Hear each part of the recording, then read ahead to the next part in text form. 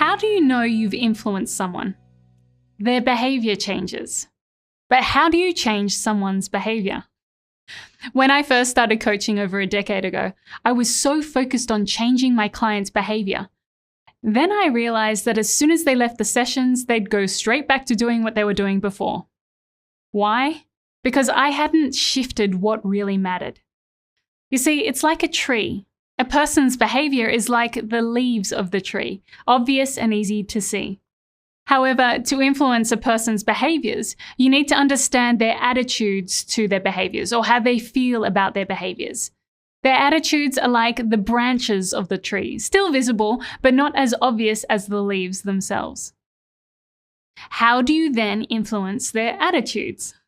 By focusing on their beliefs. Like the trunk of the tree, a person's beliefs are firm, strong, and almost immovable, unless you understand what influences them. Can you guess? That's right, their values. Change their values and everything changes. Why? Because values are what's important. You're motivated by your values. You'll do anything for your values. You'll obtain and expend resources for your values. But values, like the roots of the tree, are mostly invisible, even to the person who has them, because they're stored at the unconscious level.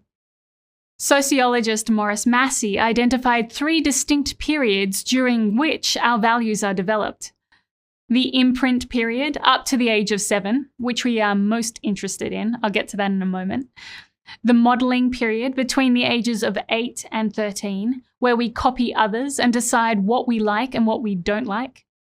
And the socialization period between 13 and 21 years, where we're influenced by our peers and look to move away from our earlier programming. Interestingly, 75 years earlier, in 1890, William James, who is considered by many as the father of American psychology, identified the same stages, but he also added the business persona, between the ages of 21 to 35, where we develop our work personality. But getting back to the period between 0 to 7 years, this is when we're in our programming years. We spend most of our time in alpha and theta brainwave frequencies. We're in this super learning state, open to suggestion, where we're like sponges, absorbing everything from our environment.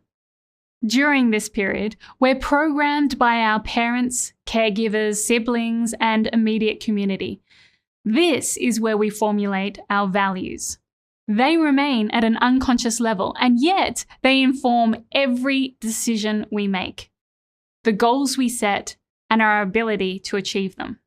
Now, like the roots of a tree, just because you can't see them doesn't mean they don't exist or they're not important. As I said, they are the most important part of your decision-making process. How do we find out what these unconscious values are? By questioning a person and asking them, what's important to you about? We need to be persistent until we get to the root of the subject we're addressing. You may continue to ask, what else is important to you about? What else is important to you about? What else is important to you about? And so on. Ask them until they run out of options 3 times. They may think they've told you everything, but it's deep in their unconscious. This helps the other person qualify what's important to them, what they value. You're helping them make the unconscious conscious.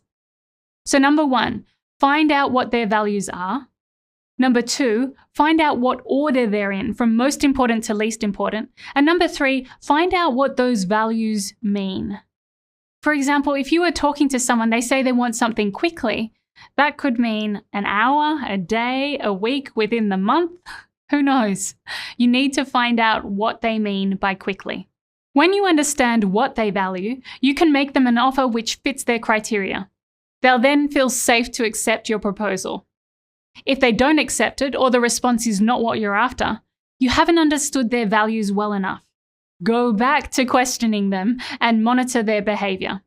Remember, keep it ethical and mutually beneficial.